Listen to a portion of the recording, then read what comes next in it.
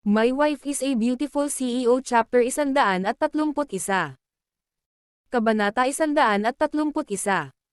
Ang maliit na lihim ay hindi sinasadyang nabuwag.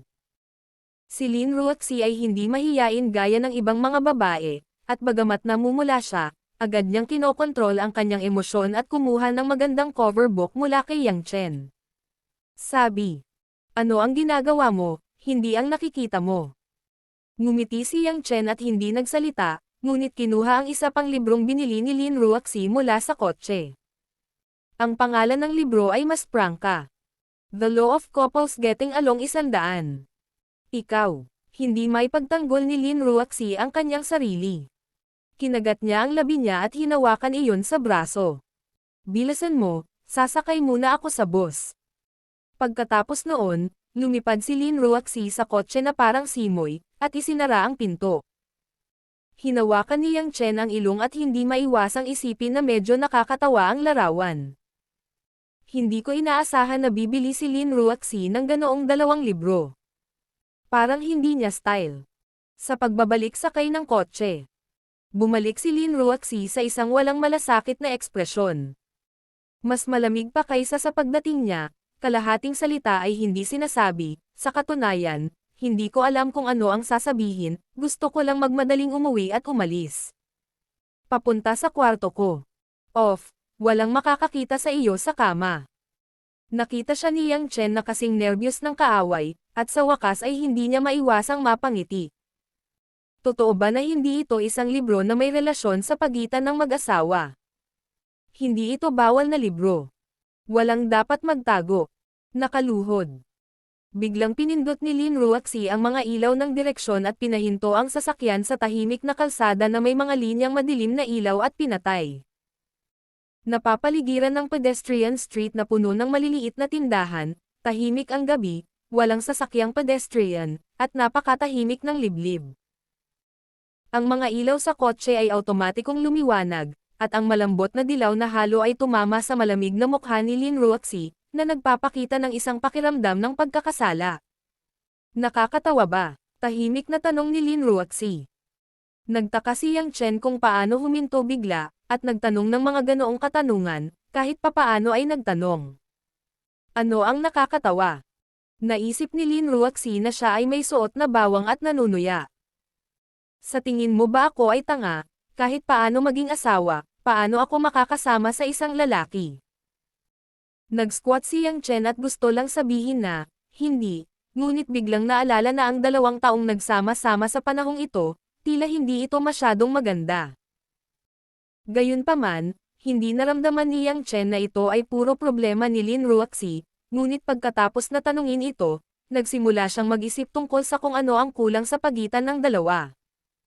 Ginamit lang ni Lin Ruoxi ang kanyang default, at may kaunting kalungkutan sa kanyang mga mata. "Alam mo ba, sa bookstore pa lang, nakita ko na ang matandang mag-asawa, bagamat sobrang bitter ang nararamdaman ko, sa tingin ko ay tuwang-tuwa sila. Kahit na hindi maalala ni Mrs. Zhao ang pangalan ng aking manliligaw. Ngunit nanatili pa rin si Zhao Lao sa kanila. Siya, hinahayaan siya hanggang sa kanya, sinasamahan siya sa mga huling araw. Naiinggit ako sa kanila. Bata ka pa, bakit gusto mo ito?" Sabi ni Yang Chen. "Ang mga tao ay palaging matanda, ang mga tao ay palaging nais na magkaroon ng bahay." Nagpatuloy si Lin Ruoxi. "Iniisip ko, kung maghintay ako ng ilang araw, hindi na ako makagalaw, nalilito ako, wala ka sa tabi ko. Siyempre, mag-asawa kami." Nakangiting sabi ni Yang Chen, "Nasa akin pa rin ang ganitong katangian." Umiling si Lin Ruoxi. Ngayon, kung hindi, magiging medyo kakaiba ang pakiramdam ni Yang Chen. Ano na ngayon? Kung hindi, hindi nakasaad ang mga alituntunin ng pamilya Lin mo. Pwede bang isa lang ang manliligaw mo? Mapapalitan mo pa ba ang asawa mo? Kahit na ang relasyon sa pagitan ng dalawa ay palaging napakapangkalahatan. Kahit na hindi maganda. Ngunit kung biglang sinabi ni Lin Ruoxi na gusto niyang makipag-usap sa ibang mga lalaki, naramdaman ni Yang Chen na tiyak na papatayin niya ang lalaki, anuman ang moralidad, hindi niya magagawa. "Tiisin mo. Sabi ko kanina, Hindi ako pamilya Lin, walang kinalaman sa akin ang matanda. Hindi ako kasal sa iyo dahil sa mga kalokohang patakaran. Medyo nagalit at namangha si Lin Ruoxi. Yang Chen, hindi ko talaga gustong kunin ako bilang isang kalasag. Pinirmahan ko ang kontrata sa loob ng 2 taon. Sa tingin ko ang aking kalasag ay karaniwang tinanggal. Bahagyang umiling si Lin Ruoxi. Inaamin ko na nagsinungaling ako sa iyo noon. Kung tutuusin, maliit lang na dahilan. Ano ang dahilan? Tanong ni Yang Chen. Biglang namula si Lin Ruoxi at nadurog ang kanyang mga labi. Ako ay isang napaka-conservative na tao. Ang atmosfera sa loob ng sasakyan ay agad na bumangon, at pinigil ni Yang Chen Qiang ang ngiti, kaya seryoso siyang nagtanong. Iyon. Hindi ko narinig ng malinaw, sabihin muli. Si Lin Ruoxi ay matalim, at ang lalaki ay nagsimulang maglaro ng rogue, at hindi niya alam kung saan siya magyayabang, nagpa siya si Lin Ruoxi na lumabas. Sabi ko. Conservative akong babae. Pinalakas ni Lin Ruoxi ang boses at malinaw ang pangungusap. Tinuruan ako ng lola ko mula sa murang edad, hindi ko matiis ang unang pagkakataon na magbigay ng estranghero. Ngumiti si Yang Chen at tumingin sa babaeng galit. This is nothing to lose face. If you say it, you won't have it. Huwag kang awkward, dapat isipin mo na bobo akong babae, mahinang sabi ni Lin Ruoxi. Sa edad na ito, may pakialam pa rin ako sa tinatawag na first time, pero hindi ko lang mabuksan. Wala akong magagawa na baliwalain ang nangyari, kahit na mahanap kita mamaya. Kebab. Ako naisipan pa kitang pakasalan. Tahimik na nagtanong si Yang Chen, nakatingin sa isang bigong babae. Pagsisihan mo ang desisyong ito. Sa hindi inaasahang pagkakataon, umiling si Lin Ruoxi. Sa simula, ganyan ka, vulgar, rogue, hindi motivated, at hindi seryoso magsalita. Iba talaga sa dream partner ko. Pero simula nung araw na yon naglagay ka after I rescued it from the warehouse. Sa daungan, nagpa siya akong tumira sa iyo. Ang port warehouse ay natural na tumutukoy sa bagay na kinidnap ni Lin Kun. Hindi ko inaasahan na magtatanong ng kahit ano si Lin Ruoxi sa oras na iyon, ngunit ang puso ko ay gumawa ng desisyon na ganoon. Nakatali ako sa bodega at naisip, ito na siguro ang pagkakataon para bigyan ako ng Diyos ng pagpipilian. Kung mahiyain ka at walang paraan para iligtas kami, mawawala ang lahat, kahit si Johnny ay hindi ko na kailangang makipagpustahan. Ang sarili ko kung sasama ka titigil na ako sa pag-iisip ng mga pagsisisi kahit ano pa ang pakikitungo mo sa akin sa hinaharap basta hindi ako hihiwalayan sasamahan kita pagkatapos ng araw kung hindi kasasama. Kapag ang aking buhay ay nakatakdang magsimula sa isang trahedya, gayon pa man, wala akong gaanong kahulugan upang mabuhay, at ako ay mapait at pagod. Hindi kawili-wili ang buhay. Napakalaki ng kumpanya mo. Ang daming empleyadong tulad mo, mas maganda ka sa iba, lalaki ang tinitingnan mo tapos aakyat sa langit, napakayaman mo, paano hindi kawili-wili ang tawag ng live? Tanong na may emosyon. Malamig na tumingin sa kanya si Lin Ruoxi at bumulong. Noong bata pa ako, lola at nanay lang ang mayroon ang pamilya ko. Ayaw sa amin ng mga lalaki sa bahay. Pag-aaral ko sa kolehiyo, iniwan ako ng lola ko. Nang maglaon, iniwan ako ng aking ina. Tanging ang pamilya na lang ang natira. Ang susunod na hari ay sama-sama sa akin. Kapag hindi natapos ang aking unibersidad, aalis ako sa pag-aaral upang pamahalaan si Yulei. Nitong mga nakaraang taon, hindi ako nakakatulog ng mapayapa sa loob ng ilang araw. Iyon lang, ang aking biological na ama ay magkakaroon ng pakikitungo sa iba. Ako. Ano ang silbi ng pera? Ano ang silbi ng kagandahan? Iisipin lang ng mga awkward na umaasa ako sa aking katawan para sa mga tagumpay ngayon. Pansinin lang nila ang itsura ko at papansinin nila ang effort ko. Alam mo, kahit pagkatapos ng kaarawan ng taong ito, ako ay 23 taong gulang pa lamang. Ang mga babae na halos kasing edad ko ay nag-aaral pa rin sa universidad. Nagsasaya, nagklabang, umiibig, nanunood ng romance novels, nanunood ng Japanese at Korean TV drama, at nangangarap na maging bida sa loob. Paano naman ako? Hindi ako makakapaglaro kung gusto kong maglaro, hindi ko ito masusuot kung gusto kong isuot ito. Araw-araw sa walang laman na opisina, tingnan ang mga ulat at dokumentong puno ng data at siksik na teksto. Isang pagpupulong kasama ang isang grupo ng mga mataas na ranggo ng mga executive ng kumpanya, na nagbabayad ng libu-libong empleyado sa ibaba. Ang stock market ay maganda.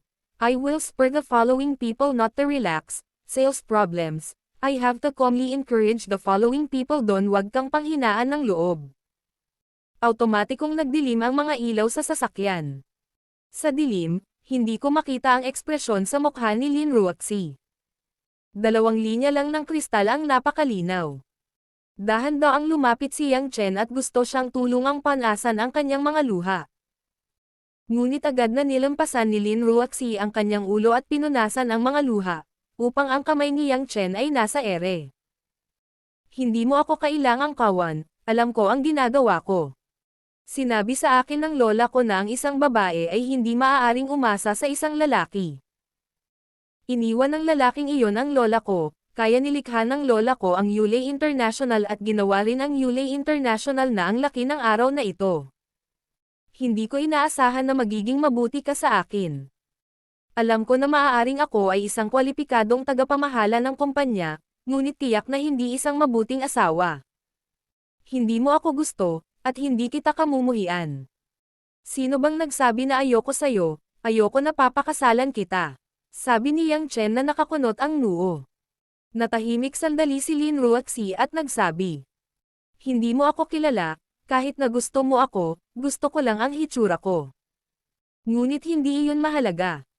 Hindi ko alam kung paano maging isang mabuting babae at isang mabuting asawa, ngunit marunong akong magbasa ng mga libro at matuto. Naniniwala ako na balang araw ay magiging mabuting asawa ako. Mapait na ngumiti si Yang Chen. Ang bagay na ito ay hindi problema sa matematika, malulutas ba ito sa pamamagitan ng pagbabasa? Anong ginagawa mo? Sumimangot si Lin Ruoxi, medyo awkward. Ang problemang ito ay mas komplikado para sa mga batang babaeng presidente kaysa sa mga problema sa pananalapi. Si Yang Chenyo ay may matagal na puso. Ang tanong na ito ay hindi mo na sasabihin. Kung gusto mong sumama sa akin, ito ay dahil pumunta ako upang iligtas ka noong araw na iyon.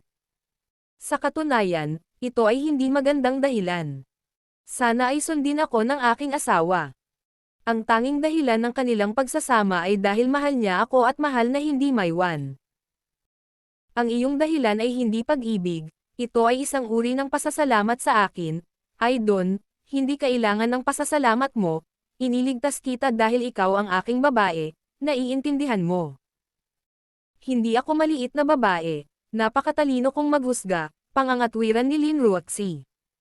Dahil ang bait mo, mali. Walang rational love, rational responsibility lang. Sabi ni Yang Chen.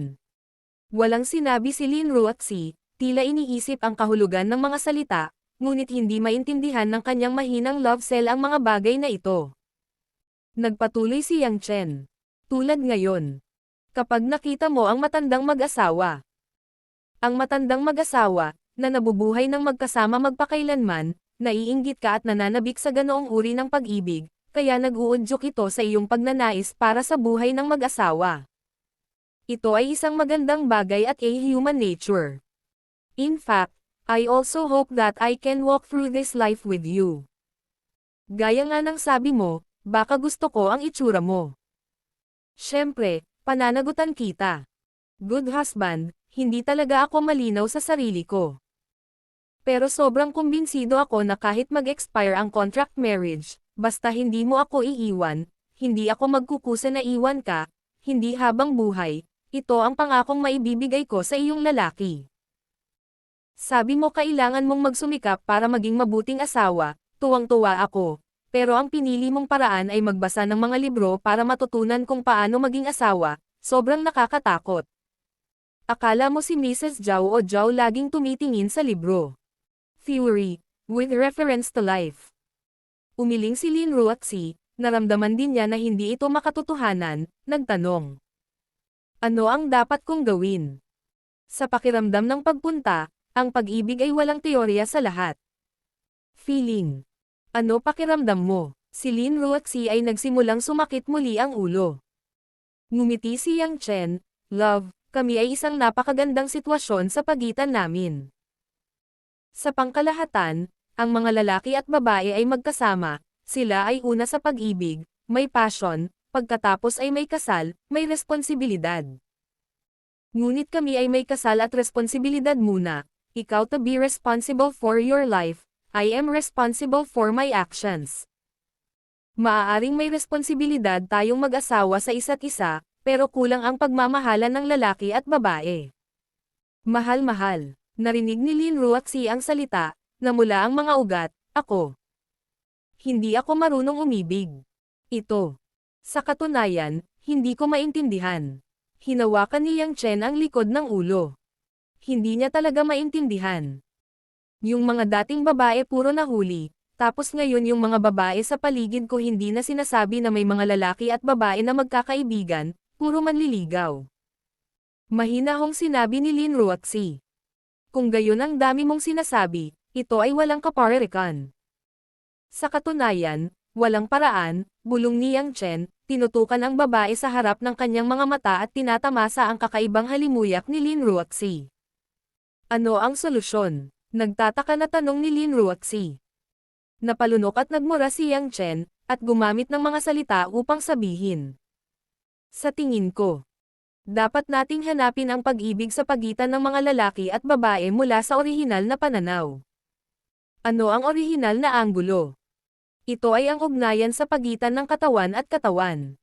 Mayroon ka ba sa akin? Yin at Yang reconciliation, nagkikita ang mga espiritu. Sa ngayon, sa kotseng ito, may mga bagay na magagawa mo. Kung alam mo ang ibig kong sabihin. Unti-unti, sa dilim, ang paghinga ni Lin Ruoxi ay pinigilan, at isang pares ng tubig na espiritu ang kumislap ng malamig na liwanag. Bastos. Si Lin Ruoxi ay tila masyadong baliw, matunog, direktang inilunsad ang kotse, ngunit ay hang up din ang sports file, hinampas ang gas. Suyuan.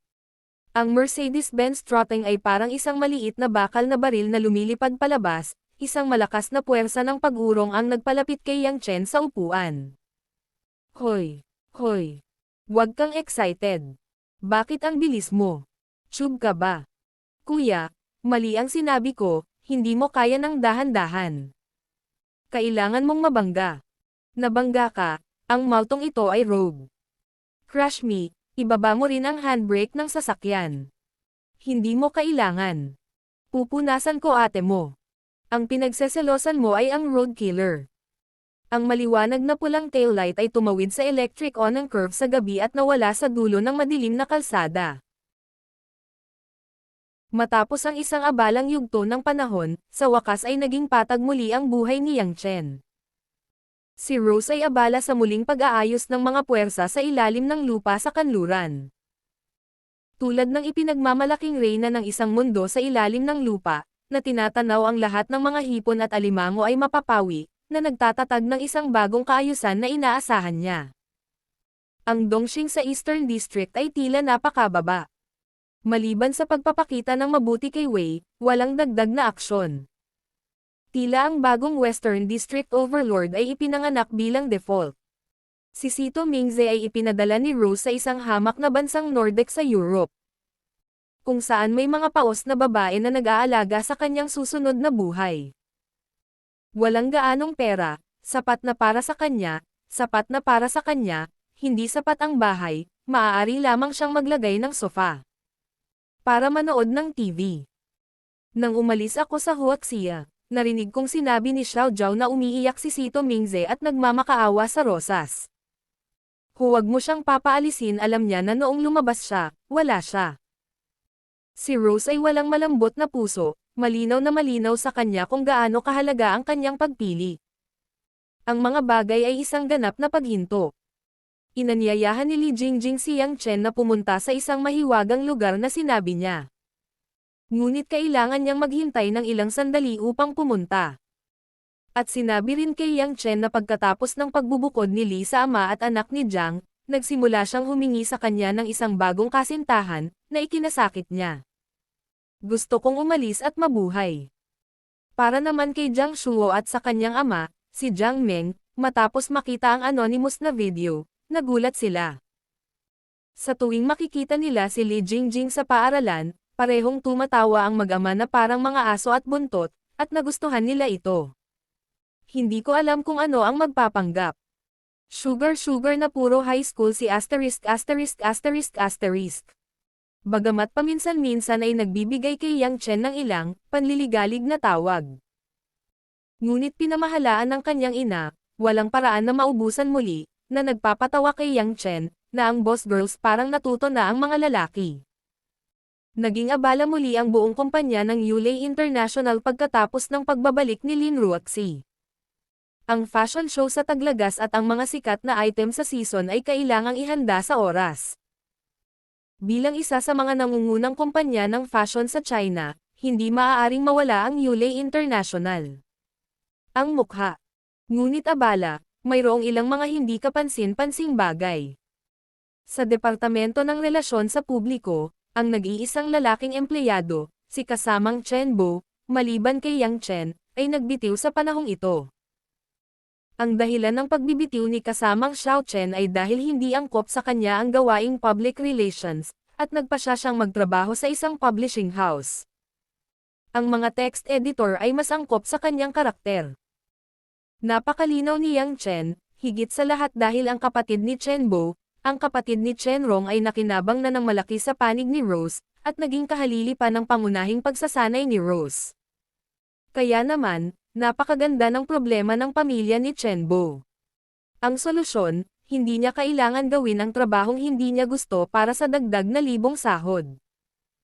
Nang umalis siya, nagpasalamat si Chen Bo kay Yang Chen na may luha sa kanyang ilong. Sa huli, hindi siya nag-alok ng sweet kiss. Ang pag-alis ni Chen Bo ay hindi nagdala ng labis na kalungkutan sa opisina, at marahil ang kanyang orihinal na presensya ay hindi malakas. Mula noong kinuha ni Liu Minggayo ang posisyon ng Minister of Public Relations, nagtrabaho siya ng husto at wala na siyang oras na makipag-chat sa kanyang mga kapatid na babae tulad ng dati. Upang maging isang mataas na antas ay dapat magkaroon ng isang mataas na antas ng kamahalan, hindi bababa sa oras ng trabaho ay tiyak na tumayo. Para naman kay Mo Chani, na nagtrabaho na sa Ministry ng Pananalapi, si Yang Chen ay may mas kaunting pagkakataong makipagkita. Ilang beses siyang nagkita sa elevator at pasimpleng binati. Para sa kawalang interes ni Mo Chani, bahagyang nawala si Yang Chen, ngunit hindi masyadong nag-aalala. Kapag ang isang magandang babae ay walang magawa, ang isang lalaki na may masakit na itlog ay sumasakit upang tumulong. At nagbibigay ng isang dibdib upang umasa, sa pamamagitan ng paraan, ang langis ay nalutas, ang bagay ay nalutas, at ang dalawa ay walang utang. Yang Chen ay kaya intindihin. Ang pinakasikat na bagay ay si Yang Chen, na natural na isang malaking asawa ng pamilya, at ang sariling kaakit-akit na babaeng presidente ng kumpanya. Orihinal na sinabi ni Lin Ruoxi na gusto niyang maging mabuting asawa, para hindi siya maiwan ni Yang Chen. Hindi ko inaasahan na ang "You have me" ni Yang Chen ay magpapasigla, at ibinaling ang kanyang mukha at walang nakilala. Galit na galit talaga siya kapag hindi kasing linas ng isang babaeng nasa hustong gulang ang kaluluwa niya. Sa kanyang opinyon, ang isip ni Yang Chen ay talagang hindi mabata. Magmula noon, nagsimulang maging estranghero si Lin Ruoxi, at kung walang sasabihin si Yang Chen, hindi siya pinansin ni Lin Ruoxi, lalo pa upang palawigan pa ang relasyon. Buong araw, walang ekspresyon, at walang pag-iimbot na trabaho, ang dalawang textbook na binili ni Lin Ruoxi ay walang awa na itinapon sa ilalim ng aparador ng mga aklat. Tinanong siya ni Yang Chen, gusto mo pa bang maging magkasintahan? Direktang sumagot si Lin Ruoxi, nag-iisip. Then bakit ka Cold War sa akin? Seryosong sagot ni Lin Ruoxi. Naghahanap ako ng nararamdaman. Nararamdaman ni Yang Chen na upang malutas ang mga pisikal na pangangailangan ng kanyang asawa, tinatayang walang gaanong pag-asa sa buhay na ito. Ang trabaho sa araw ay napaka-leisure pa rin. Bilang karagdagan sa pakikipaglaro sa ilang maliliit na batang babae, ang pagsasabi ng ilang mga color joke ay paglalaro. Gayunpaman, dahil natutunan ni Yang Chen ang Warcraft, nakilala rin niya si Yuan Ye, at ang larong nilaro niya ay hindi na simple. Si Yuan Ye ay hindi inaasahang naging masigasig. Halos araw-araw niyang kinokontak si Yang Chen at inanyayahan siyang lumaban online. Dahil sa mga likas na pakinabang. Gustong mapanalunan ni Yang Chen ang Yuan Ye ng napakadali. Ngunit para sa larong ito, madalas na gumagamit si Yang Chen ng ilang hindi sikat na taktika, na ginagawang mas kawili-wili ang laro at nagbibigay din kay Yuan Ye ng tagumpay.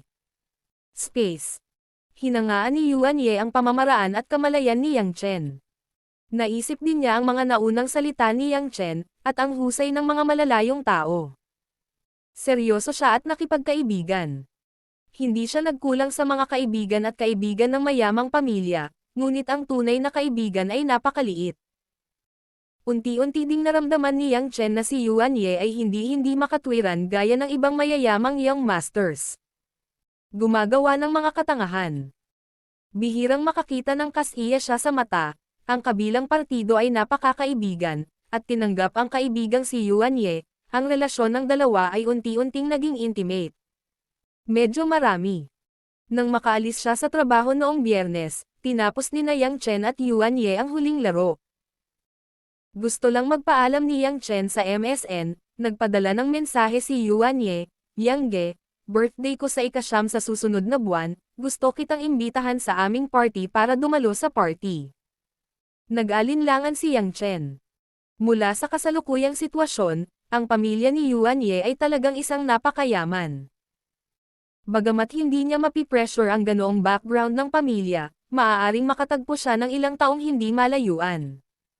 Hindi maganda kung hindi ka masaya. Tila naiintindihan ni Yuan Ye ang mga alalahanin ni Yang Chen, at nagpadala ng isa pa. Sigurado ni Yang Ge, iilan lang ang matalik na kaibigan ko, at ilan sa pamilya ko, hindi yung mga kinaiinisan mo. Sabi ng kabilang partido, tumanggi si Yang Chen na tumanggi, kaya pumayag siya, at pagkatapos ay nagpaalam kay Yuan Ye. Nang isara ni Yang Chen ang computer at handa nang umalis sa opisina.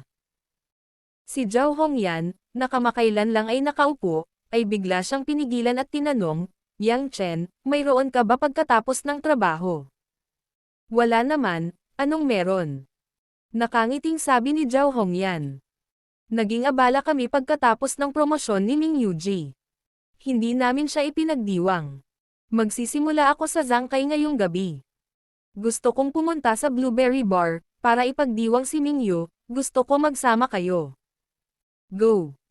Total may grupo tayo ng mga babae, kung walang lalaki, walang lakas, at sa lugar ng bar, may isang lalaki na mas ligtas.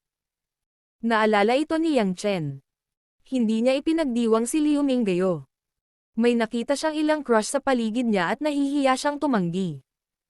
Agad naman siyang pumayag. Pagkatapos tumawag sa telepono kay Wang Ma sa bahay. Nakita ni Yang Chen ang isang casual na damit ni Liu Minggayo na lumabas ng opisina. Na nag-aayos ng malabong makeup, at ang mahabang buhok na nakalagay ay inilapag din, isang asol na masikip na katawan. Natatakpan ng puting blouse ang kwelyo, at nakakasilaw ang estilo ng magandang ginang. Nang makitang nakatitig si Yang Chen sa kanyang sarili, si Liu Minggayo ay nagtanong ng may kasiyahan. Maganda ba? Hindi si Mr. Liu ang unang kagandahan ng Departamento ng Relasyon sa Publiko. Si Yang Chen ay tunay. Kung bababa ka sa trabaho, huwag kang tumawag sa ministro, hindi ka maaaring makinig sa kamatayan. Sumulyap si Liu Minggayo sa kanya at lumabas kasama ang kanyang mga kapatid na babae. Ang Blueberry Bar ay isa sa mga sikat na bar sa China. Dahil sa eleganteng layout nito at mababang pagkonsumo, ito ay napakapopular sa mga urban white-collar na manggagawa. Dumating si Yang Chen sa unang pagkakataon, na sinundan ng 6 o 7 babaeng kasamahan. Pagpasok niya sa pinto, kinainggitan at kinaiinisan siya ng maraming kababayan na lalaki. Dahil ang mga babaeng kasamahan na ito ay pawang magagandang babae, sila ay manamit sa iba't ibang paraan at may kabataang kabataan. Mayroon ding mga pamilyar, paano mo hindi hahayaan ang mga ligaw na lobo sa bar na kumuha ng liwanag? Matapos makaupo ang ilang tao sa sulok na sofa ng bar, humingi sila ng 100 bote ng alak, malaki at maliit, at hindi sila natatakot na malasing. Nang hinubad ng ilang babae ang kanilang mga Amerikana, nagsimula silang pumili ng kanilang mga paboritong alak upang matuyo. Walang lady style. Ang sabi ng mga tao, 3 babae ang may dula. Magkasama ang 7 babaeng ito.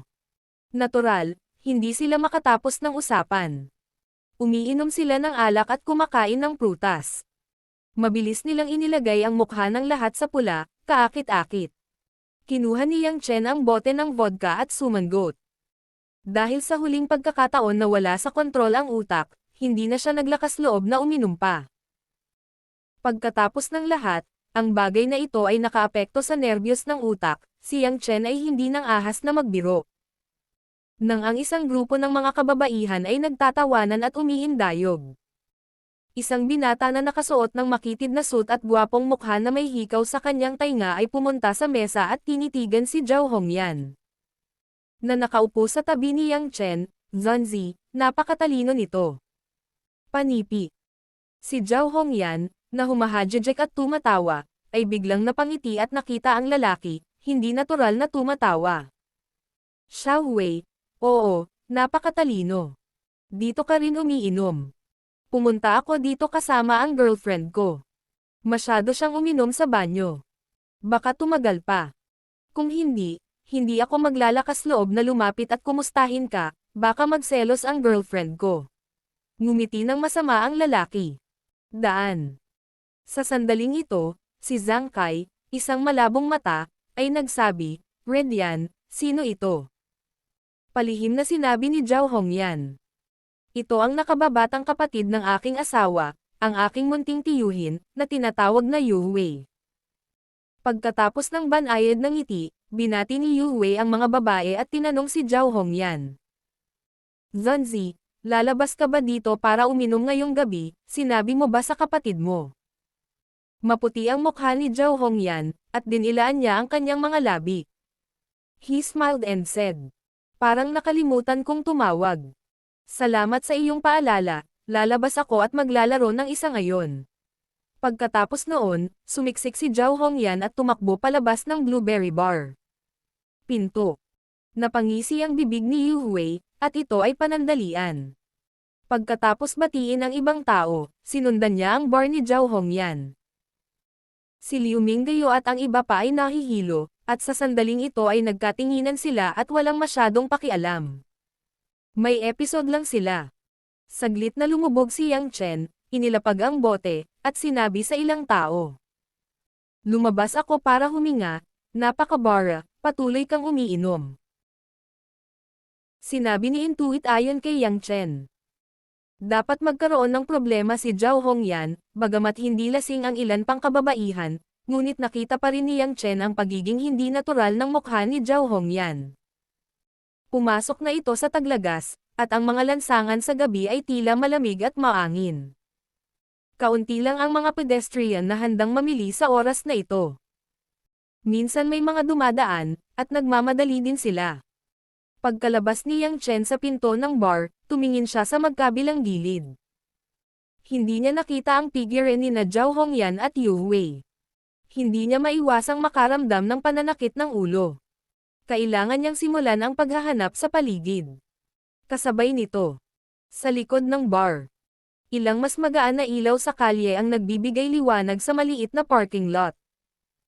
Nakasuot ng gray knit jacket, at isang pulang pleated na palda sa ibabang bahagi ng katawan, si Zhao Hongyan ay naglakad papunta sa sulok ng parking lot, kasama ang pares.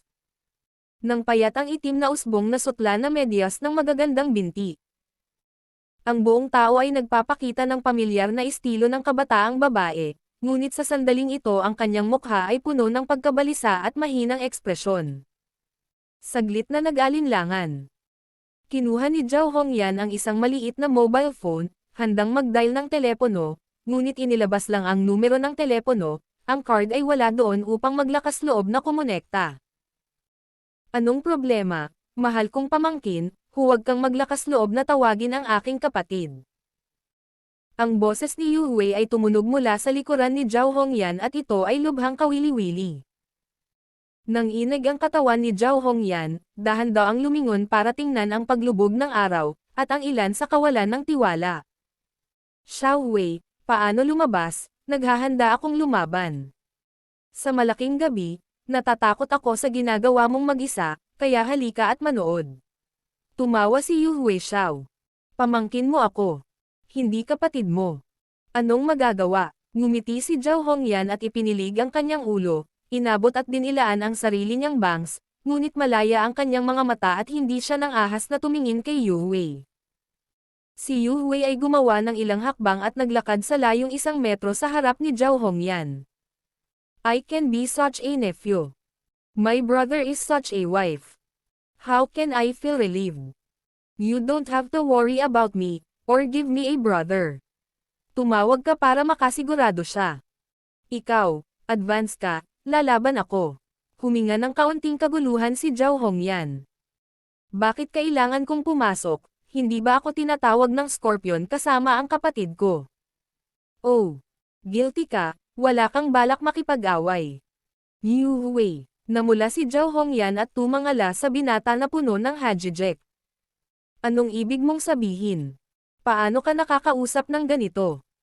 Walang pakialam si Afterglow, nginisya niya at sinabing, Scorpion. Nakikita kita, tawagin mo ang boses mo. Zhao Hongyan, sa tingin mo ba pinakasalan mo ang kapatid ko, talagang naging hostess ng pamilya natin? Yudon, ayokong anong klaseng pagkakakilanlan ang iniisip mo, ano ang nasa harapan ko. Hindi ko naisip noon pa, hindi mo naman ako dudungisan. Sigaw ni Zhao Hongyan, puno ng hinaing ang kanyang mga mata. Lalong nasa sabik si Yu Wei. I don't care if you think so. Ang alam ko lang kung sasabihin ko sa kapatid ko, dinadala mo siya sa bar para uminom, may mga lalaking nakaupo, ano na lang ang iisipin ng kapatid ko. Magkaklase lang tayo, masama bang mag-inuman? Ang susi ay hindi iyon iisipin ng kapatid ko. Naalala ko na parang pinakaayaw kanya sa pagpunta niya sa mga bar at nightclub. Don't tell me, ngayon sasabihin mo sa kapatid ko, pupunta ka sa isang restaurant. Ang mukha ni Zhao Hongyan ay mapatla, ang kanyang mga labi ay magaan, ngunit hindi siya makapagsalita. Talagang sinabi niya ito sa kanyang asawang si Yu Guang. Ang hindi ko inaasahan ay si Yu Wei pala ay nasa bar na ito. Sa pag-iisip na sabihin ng kanyang asawa na pumunta siya sa bar, nakaramdam si Zhao Hongyan ng awkward at pakiramdam na hindi nakatayo ang kanyang mga binti. Afterglow again asterisk halos 2 hakbang. Halos sa katawan ni Zhao Hongyan, tamasahin ang malaking hininga ng kaakit-akit na halimuyak ng katawan ni Zhao Hongyan na may halong alak, na nagpapakita ng masamang liwanag. Alam mo kung paano hahayaan na hindi ko gawin ito, sabihin mo sa akin ang aking kapatid. Namumula si Zhao Hongyan, at malamang nahulaan niya kung ano ang gusto ng lalaki. Nagmamadali siyang umatras ng 2 hakbang, ngunit sa likod niya ay isang malamig na pader, at walang pag-urong. Matapos humirit si Yu Wei, ang 2 kamay ay hamampas pasulong at idiniin si Zhao Hongyan sa dingding, na mahirap igalaw. Ang layo ng pagitan ng 2 tao ay nararamdaman na ang init ng isa't isa. Sa ilalim ng madilim na liwanag, ang maselang mukha ni Zhao Hongyan ay namumula sa pamumula, dahil sa tensyon at kahihiyan, ang mga luha at mata ay partikular na nakakaawa. Ang buong dibdib ay patuloy na umaalon, nagpapakita ng isang mapang-akit na arko, at ang kaakit-akit na insenso ng babae ay patuloy na nagmumula sa kanya. Matako na tumangala si Afterglow sa pamilyar na magkakapatid, sabi mo, gusto kong sabihin sa kuya ko, o sa akin ka ba? Napailing si Zhao Hongyan sa sakit. Xiao Wei, hindi mo magagawa ito, ako ang iyong kuya. Puntahan mo siya. Mukhang awkward si Yu Wei at biglang umungol.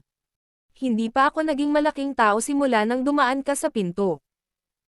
Mula maliit hanggang malaki, magandang damit para kay kuya, magandang laruan para kay kuya, magandang pagkakataon. Kay kuya. Dahil lang sa kanya mas magaling sa akin, maganda ang grade niya at lahat ay binigay sa kanya.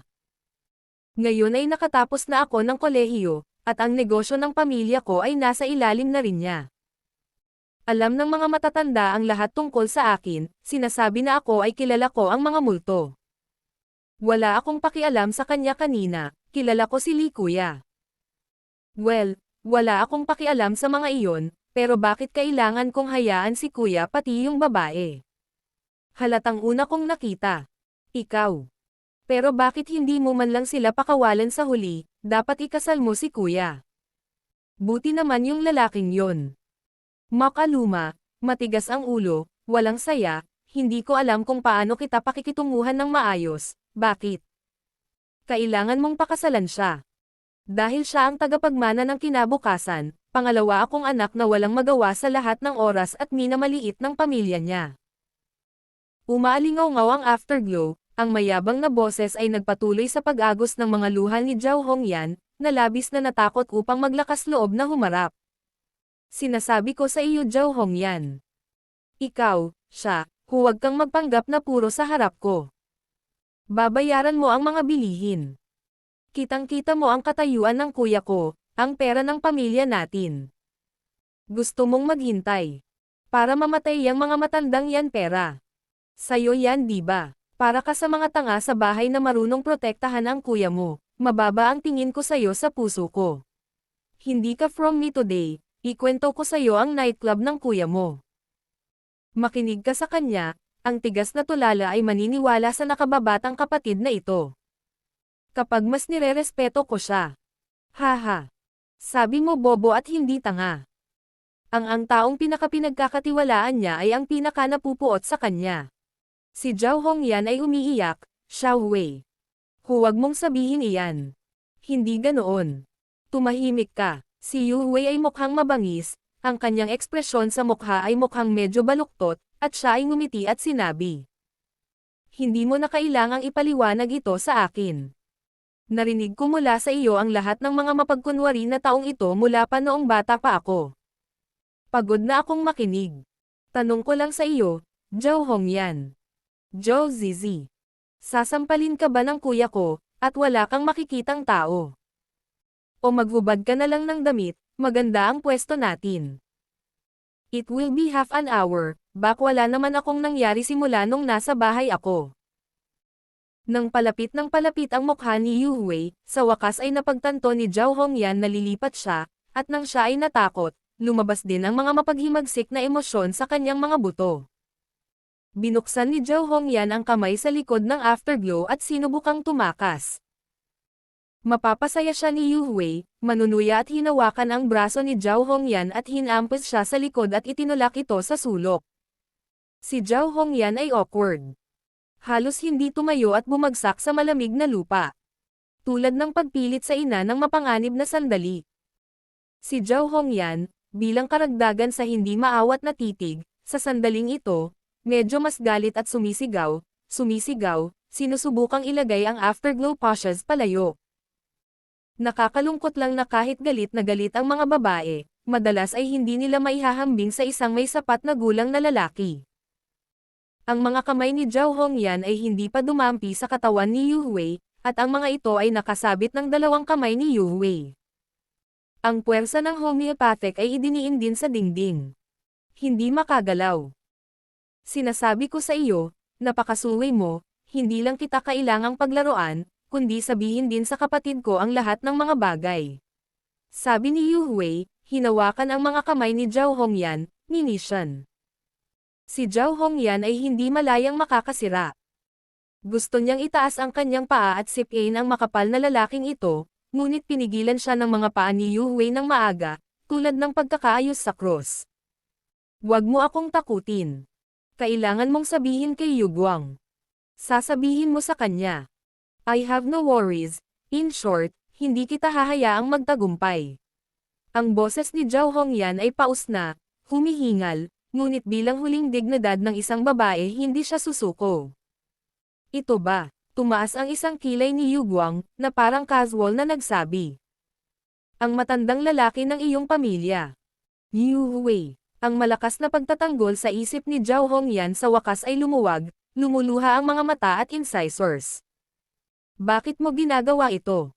Utang ko sa iyo ang gusto mo sa akin. Utang mo sa akin ang lahat. Dapat akin ang buong tao. Utang mo sa akin ang mga tao sa bahay. Simula nang pumasok ka sa bahay, nangako akong sisimulan kita, ayaw mong tumakas ngayon. Ang espiritu ni Yu Wei ay tila medyo nakalilito, sumisigaw ng ligaw. Huminto ang nagpupumiglas na mga kamay ni Zhao Hongyan, at niluwagan din ni Yu Wei ang kanyang kamay sa dibdib. Humihikbi, ang buong katawan ni Zhao Hongyan ay mahinang dumulas mula sa dingding, hinihimas ng kanyang mga kamay ang kanyang mukha, nanginginig ang kanyang katawan. Hongyan Scorpion, walang katabi sa kasalukuyan, kailangan mo bang magmadali at gumawa ng isang bagay? Si Yu Wei ay parang nanonood ng biktima ng lambat, nanunukso. Pinunasan ni Zhao Hongyan ang mga luha, tumangala, at malamig na tumingin sa kanya. Yu Wei, pagsisisihan mo. Ang mukha ni Afterglow ay itim, sinabi ni Shen Sheng. Hindi ko pinagsisisihan na ito ang aking negosyo, hinihiling ko ngayon sa iyo na habarin ang iyong mga damit, habarin ang iyong palda. Maghintay hanggang matapos ko itong gawin at hindi mo ito pagsisisihan. Ang hangin sa gabi ay umiihip sa parking lot, at ang manipis na ulap ay partikular na malamig. Huminga ng malalim si Zhao Hongyan at ipinikit ang kanyang mga mata na may matinding gana. Nagsimulang tanggalin ng magkabilang kamay ang mga butones ng niniting na balahibo sa dibdib, at unti-unting lumitaw ang dalawang grupo ng mga burol na nakaumbok sa loob. Nabighani ng Afterglow ang tuyong labi, unti-unting nag-aapoy ang apoy sa kanyang mga mata, at tila napakalapit na ng kanyang mga panaginip. Ngunit sa sandaling ito, isang lalaki ang umubo mula sa likuran ni Yu Wei. Ubo, yan. Red yan, ang lamig na ng panahon, nagsusuot ka pa yata ng damit. WHO. Yang Chen. Lumingon sina Yu Wei at Zhao Hongyan at nakita ang biglang pagsulpot ni Yang Chen, ngunit ang mood ng dalawang tao ay talagang inayos ang kanilang mga ulo.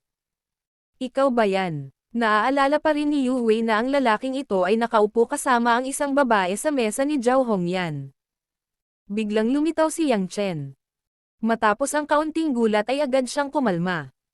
Mabilis na ibinaba ni Zhao Hongyan ang mga damit at inalagaan ang paglubog ng araw. Mabilis siyang tumakbo kay Yang Chen. Nakikinig ka ba sa pagsasalita namin? Ang mukha ni Yu Wei ay hindi magandang tingnan, at ang kanyang mga mata ay malamig na tumitig kay Yang Chen. Napakalakas ng boses mo, mahirap pakinggan o hindi, although I don't really like listening to you. Nakangiting sabi ni Yang Chen. Nagulat si Yang Chen ng Afterglow, alam niyang ito ay isang dilaw na bagay. Pagkatapos ng lahat, wala siyang magagawa kay Zhao Hongyan sa harap ng ibang lalaki, ngunit mas naipon ang kanyang mga hinaing, na may kaunting malalim na kahulugan. Tumingin kay Zhao Hongyan, ngumuso siya at umalis sa parking lot. Sa wakas ay nakahinga ng maluwag si Zhao Hongyan at tumangala at ngumiti. Salamat. Gusto mo ba akong pabulayken?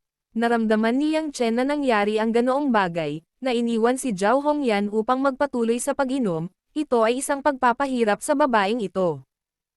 Umiling si Zhao Hongyan. No, I will drive back on my own. Gusto kong mapag-isa. Tumanggo si Yang Chen, kahit na malamang naiintindihan niya ang sitwasyon ng pamilya ni Zhao Hongyan, ngunit isa lamang siyang kasamahan, at higit sa lahat ay mayroon siyang mas matalik na kaibigan. Walang dahilan at walang kwalipikasyon para makialam sa mga pribadong gawain ng iba. Huwag kang gagawa ng katangahan, may puwang para sa mga remedial na problema. Sa wakas ay nagsalita si Yang Chen. Namumula ang mga mata ni Zhao Hongyan, at naramdaman niya ang totoong iniisip ni Yang Chen. Sinabi niya sa ilang mga salita. Tiyakin mo, hindi ako bata. Sa katunayan, marami akong naisip na bagay. Palagi itong dumarating. Ganito lang, bye-bye. Paalam. Sa pagtingin sa figure, ang medyo malungkot na si Zhao Hongyan ay pumunta sa kanyang maliit na kotseng Toyota, medyo emosyonal si Yang Chen.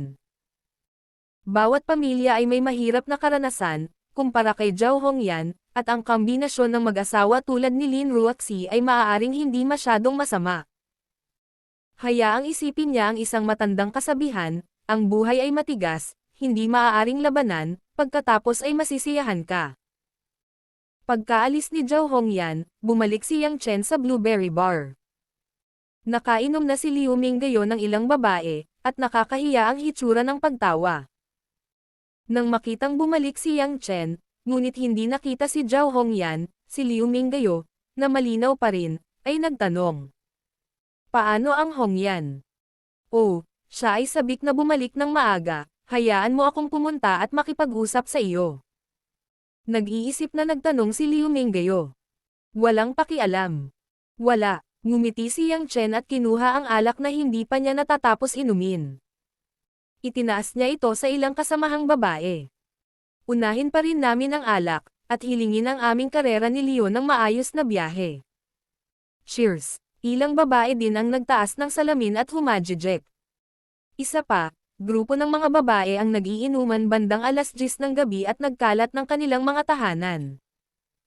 Nag-aalala pa rin si Yang Chen na ang mga babaeng ito ay magiging mapanganib kung sila ay magdadrive, ngunit hindi nila inaasahan ang isang pinto ng bar. Tila nagbago ang lahat kay Zhang. Tulad ng mukha, malinaw na nagpaalam ako kay Yang Chen, at nagbukas din ng ilang biro. Tila nakita ni Zhang Kai ang sorpresa ni Yang Chen at ngumiti ng buong pagmamalaki. Ano ang kakaiba? Huwag kalimutan ang gawain ng aking mga kapatid na babae, paano ang pampublikong pag-inom ay hindi uminom. Huwag mong gawin, hindi mo na kailangang lumabas. Natigilan si Yang Chen. Dahil wala siyang ginagawa sa kumpanya, palagi niyang nakakalimutan kung ano ang career ng kanyang mga kasamahan. Nang magmaneho si Yang Chen pabalik sa Longjingyuan Villa, nalaman niyang mas maliwanag ang mga ilaw sa unang palapag kaysa dati. Ang ikinagulat ni Yang Chen ay na ang tabing daan sa pasukan ay talagang huminto sa isang kotse na halatang hindi pag-aari ni Lin Ruoxi, isang itim na Japanese Acura MDX.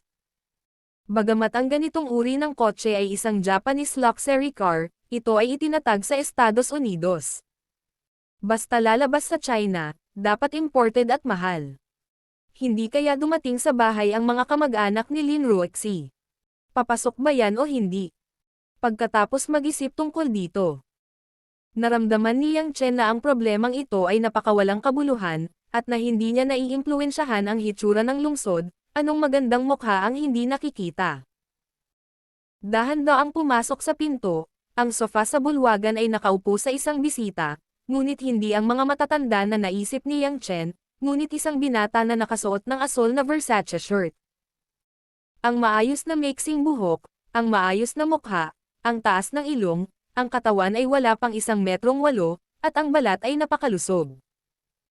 Nakaupo sa sofa, tuwid at kalmado ang baywang ng buong tao, at hindi matansya ng mga tao ang tiyak na edad ng lalaki.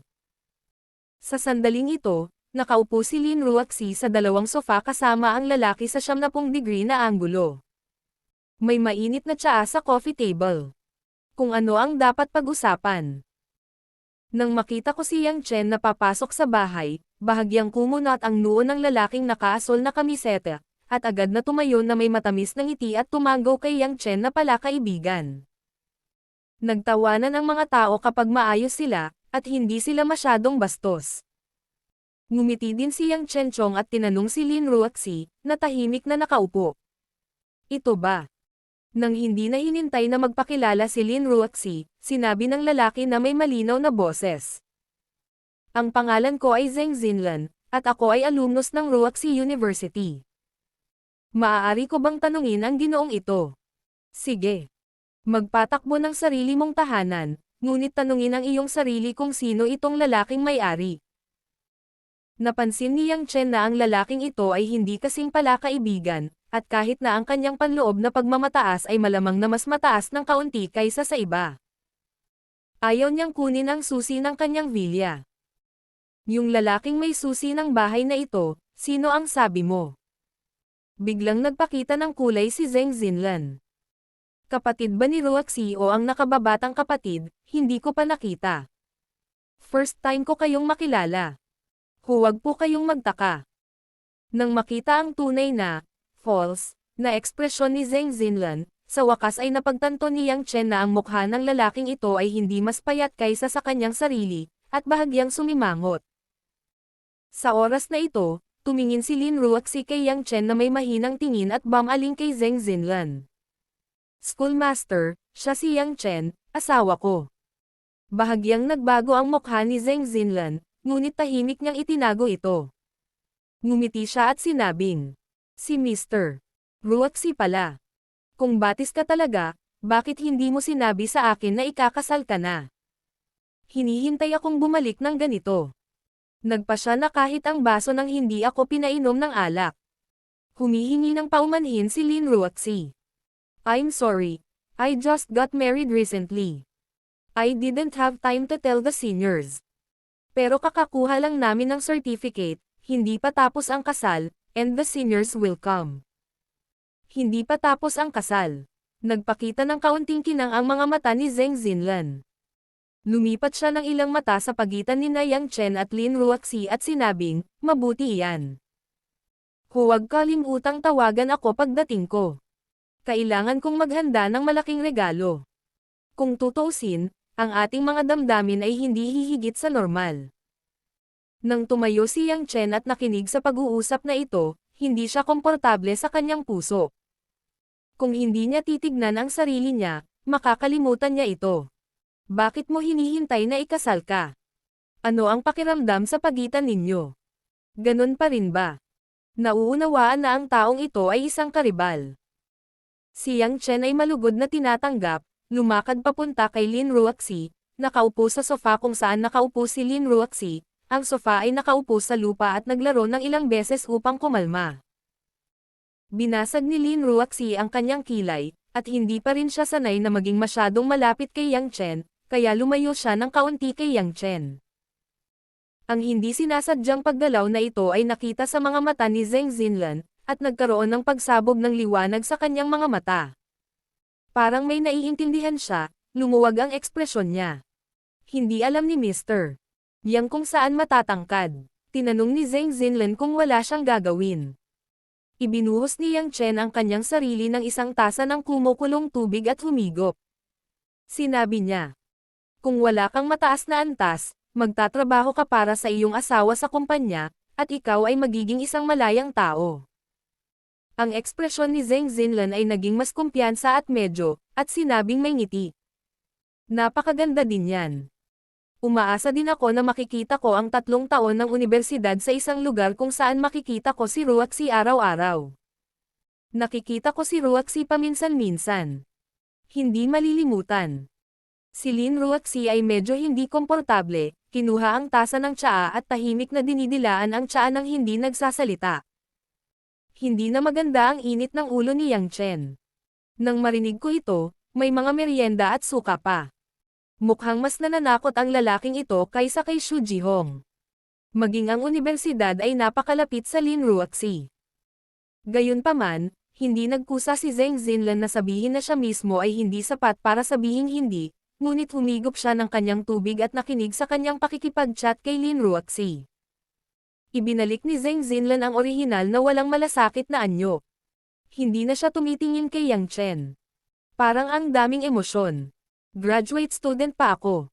Kung undergraduate pa lang ako, pinakiusapan ako ng tutor na maging teaching assistant sa klase nila. Pumasok ako nang makita ng pinto ng classroom na nagbabasa si Ruoxi doon, na curious pa rin ako. Yung libro na binasa ng babaeng estudyante ay isang textbook para sa master's degree. Nang maglaon, nang makausap niya si Ruoxi, ito ay katulad ng panahon ng Boze. Ang 2 taon ng magagandang alaala ng unibersidad. Ngayon isipin mo, baka tadhana na. Nakapasa na ang mga seniors, kaya hindi mo na kailangang banggitin pa. Di ba sinabi mo lang na gusto mong magtayo ng kumpanya sa China? Pinalabo pa ni Lin Ruoxi ang damdamin at naramdaman ang maling kapaligiran, kaya hindi siya gumagalaw. Binuksan ng lupa ang paksa. Kalmadong ngumiti si Zheng Xinlan at sinabing, oo, bagamat gustong ibigay ito sa akin ng matandang lalaki ng lumang negosyo ni Yanjing, plano kong magbukas ng kumpanyang may kinalaman sa entertainment media sa China. Tama lang na makipag-usap kay Roxy. The International ang fashion ay halos kapareho ng fashion frontier. Sa oras na iyon, kailangan mong alagaan ang iyong mga nakatatanda. Ang mga nakatatanda ay mas mahuhusay kaysa sa akin, at sigurado akong magagawa ko ito ng maayos. Dahan daw ang sinabi ni Lin Roxy, ngunit taos puso din. Maaaring hindi iyon, 3 taon na ang nakalilipas, huminto ka sa pag-aaral at pumasok sa Jade para maging presidente mo. Paano mo nasasabing nasa tamang landas ka ng negosyo? Itinutulak ako ng matandang lalaki ng pamilya upang timog kanluran.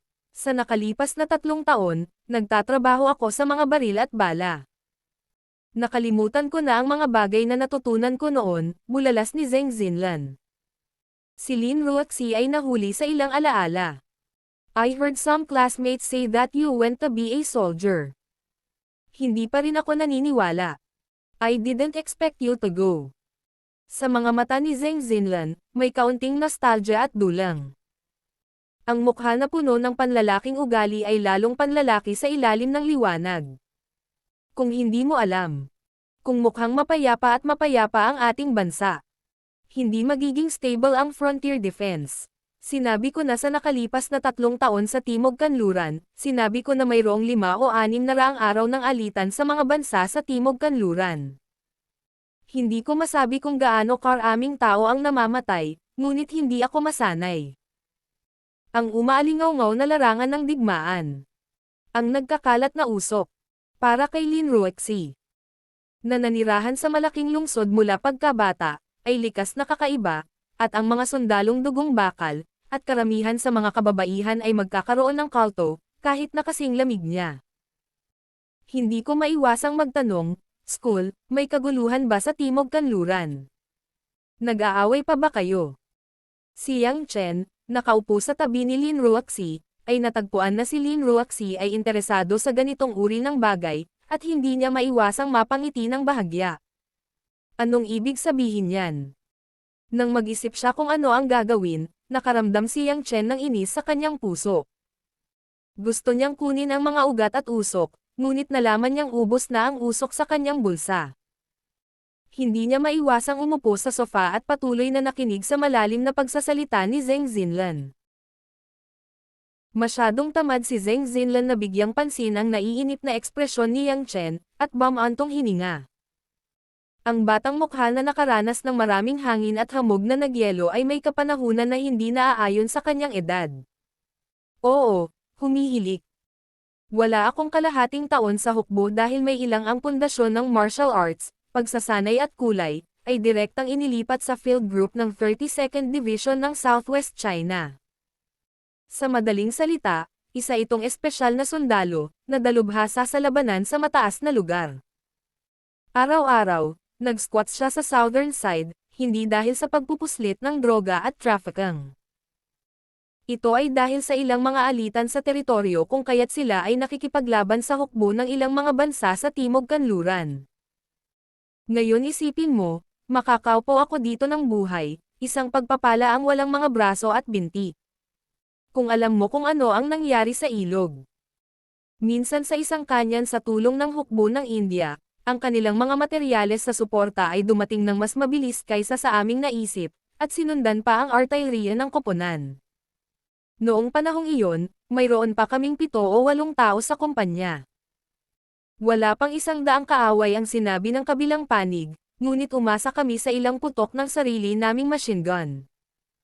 Ang hukbo ng India ay kilalang-kilala na matapang, at ang mga bala na maaaring barilin ay hindi malayuan. Dahil ang ruta ng muling pagdadagdag ay malayo, ang mga armas ay dinadala nang wala sila, at ang kanilang mga baril ay dumating, maaari lamang tayong bumalik.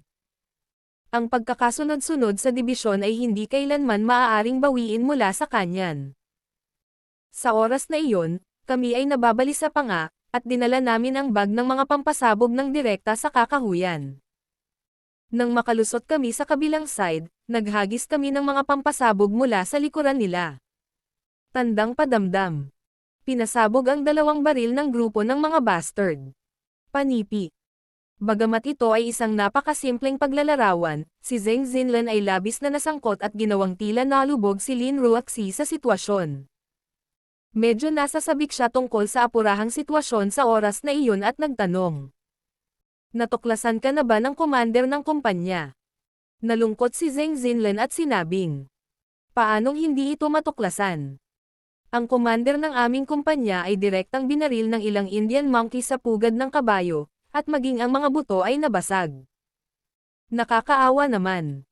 Hindi ako naaawa, kapag sundalo ako, ayoko mamatay. Ang swerte. Kung mamatay ka, buhay yan. Ngumuso si Zheng Xinlan at nagsabi. Kung hindi mo alam kung ikaw ay nasa ilog, kung gayon ang aming buong kumpanya ay baliw. Nang makita ang commander ng kumpanya ay namatay, lahat sila ay direktang nag-drill dito. Sa kakahuyan sa tabi nito. Ang daan-daang mga taong kumuha ng hukbong Indian ay nagdurusa sa pagkawala ng 2 piraso ng artillery. At sila ay direktang ipinasok sa gitna ng kanilang grupo, sila ay binugbog ng kakahuyan na kasama nila. Naalala ko nung mga oras na yon, may mga bala na lumilipad ang tenga ko, naramdaman ko ang nag-aapoy na sakit. Pinagmasdan ko silang bumagsak ng 2 kasama sa paligid ko. Ibinaba ko rin ang machine gun bago ako mamatay. May direktang sumabog. Mata, patay na yan. Nanaginip pa rin ako. Panipi. Tila nahawa si Lin Ruoxi sa hilig ng eksenang iyon at nagtanong. Naipaghiganti mo ang iyong commander ng kumpanya. Naiulat, naglaro kami ng 1 oras at kalahati sa maliit na labanan. Ako lang at ang isa pang kasama na lumabas sa kakahuyan, lahat ng iba ay patay. Patay na ang kalaban. Huminga ng mahabang hininga si Zheng Xinlan at ay galit na galit. Mabigat at malalim. Noong oras na iyon, wala kaming pakialam kung ano ang nangyari. Mayroon kaming naisip sa aming mga isipan.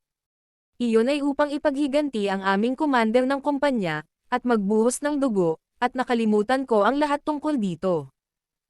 Ngayon sa tingin ko nito, ang araw na iyon ay talagang kahanga-hanga. Hindi malilimutan. Mababa at paos ang boses ni Zheng Xinlan, na parabang nahulog na siya sa alaala ng duguan,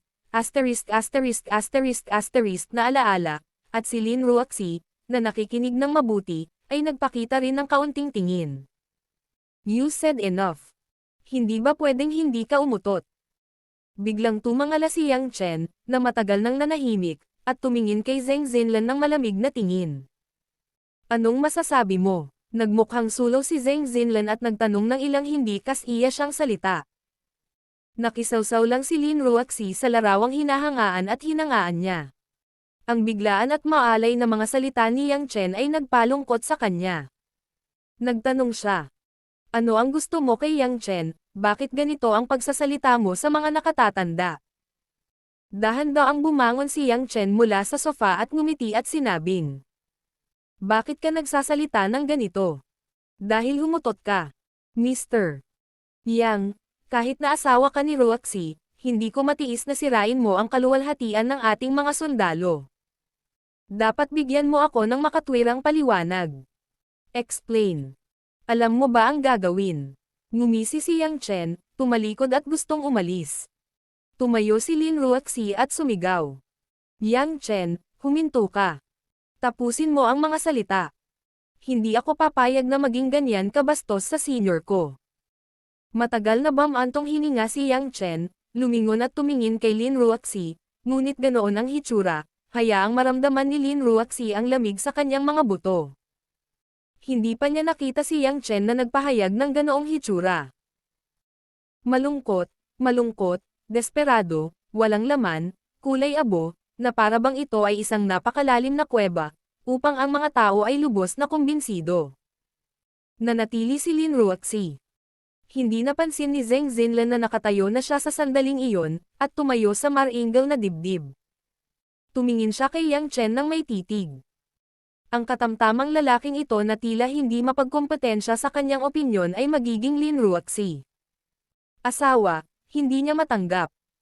Ngunit alam niya na ang padalos-dalos at hindi makatwirang paraan ay magiging labis na kasuklam-suklam sa isang babaeng tulad ni Lin Ruoxi. Kaya nagpasya siyang dahan-daang hayaang sumandal si Lin Ruoxi sa kanyang tabi. Gayunpaman, dahan-dahan, ay hindi nangangahulugan na maaari niyang tiisin ang maliit na taong ito ay maaaring pukawin siya. Ipinikit ni Yang Chen ang kanyang mga mata, at ang komplikadong mga mata ay nawala din. Ang iba ay puno ng mapanuksong tingin. Si Zheng Xinlan, na mukhang nagbubuntong hininga sa galit, ay nagsabi.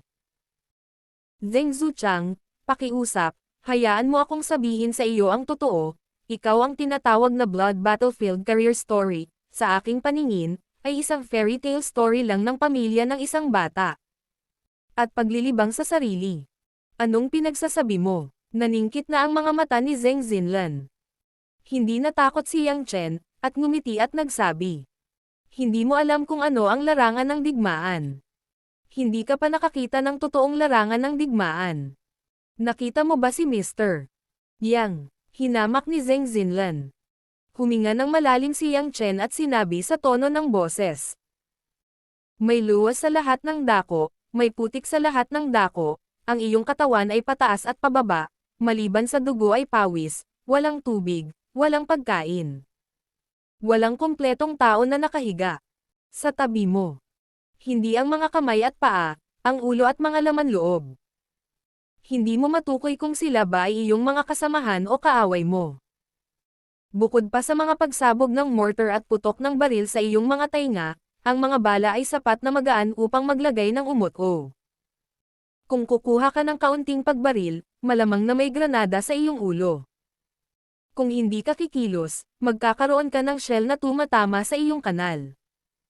Sa huling segundo, hindi mo alam na magkukulang ka sa mga binti, walang braso, at maging sa kamatayan. Hindi mo alam.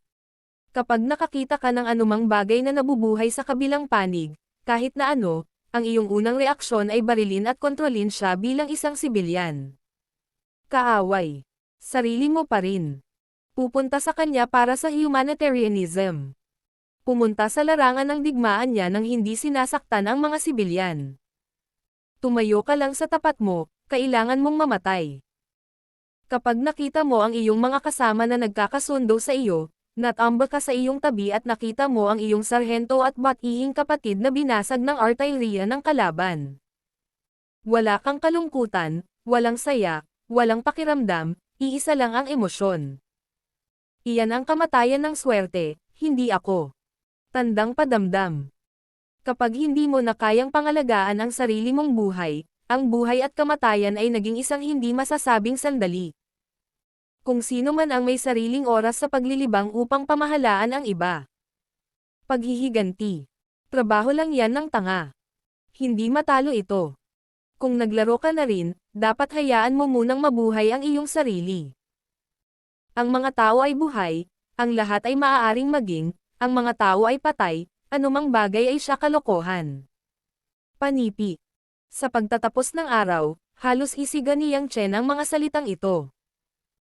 Ang tono ng boses niya ay hindi lamang nakapagsalita kay Lin Ruoxi, ngunit maging si Zheng Xinlan, na puno ng pagmamataas, ay hindi alam kung bakit, malamig ang kanyang likod. Anong klaseng sheriff field yan? Anong klaseng asterisk yan? Ang battlefield lang ang nalipol. Yung asterisk na sinabi mo ay para sa mga elementary students sa movie. Natapos si Yang Chen, humakbang palabas ng bahay.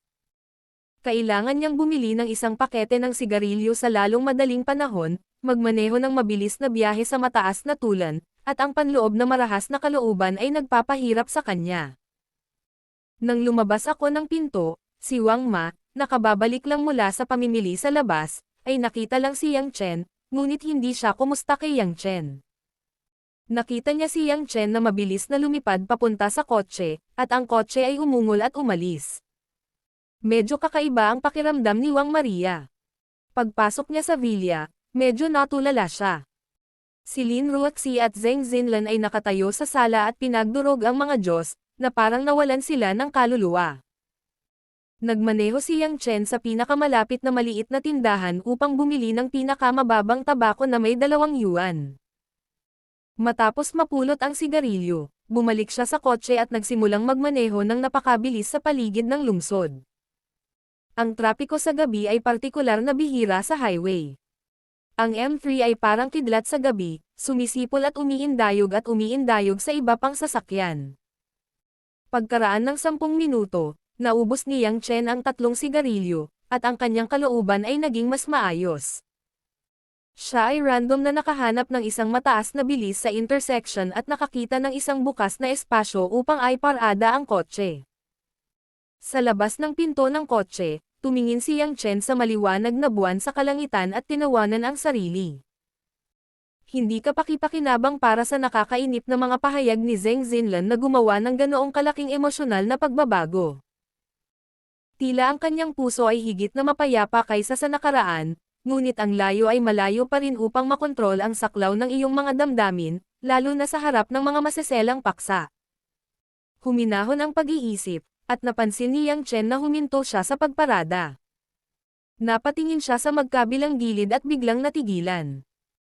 Ito pala ay isang stall sa tabing ilog na 2 beses nang nakasama ni Mo Chani, at ang matingkad na kulay na daanan sa tabing ilog sa hindi kalayuan.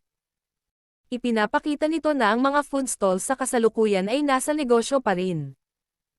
Uminom ako ng isang pagtikim ng alak sa gabi, at umuwi na may dala-dalang mga salita mula kay Zheng Xinlan. Naramdaman ni Yang Chen na gutom din siya. Bigla niyang na-miss ang camphor food stall na dinala ni Mo Chani, kaya dahan-dahan siyang lumipat patungo sa memorya. Napunta na ang direksyon. Makalipas ang mahigit 2 minuto, dumating si Yang Chen sa mga stall ng Shannon kung saan walang pagbabago. Pawisan ang Tan sa noo na nakasuot ng pulang apron. Nang dumating si Yang Chen, agad niya itong nakilala at mainit na binati.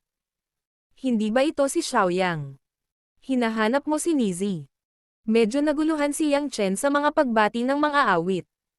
Nakikita niya ang direksyon na ipinahiwatig ng Tan, at si Mo Chani, na nakasuot ng itim na polka dot na damit sa puting background, ay nakaupo sa isang stall.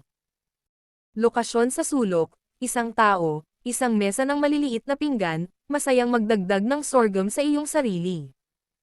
Napaka-elegante ng poster ni Mo Chani. Kahit mag-isa lang siya. Kumakain ng pinakakaraniwang magaspang na mga stall ng pagkain. At itinaas ang kanyang mga kamay, para itong pag-inom ng libu-libong bote ng lumang pula, kumakain ng top caviar na may mamahaling ginto. Hindi maiwasan ni Yang Chen na mag-isip ng isang salita. Isang babaeng malungkot na parang sigarilyo.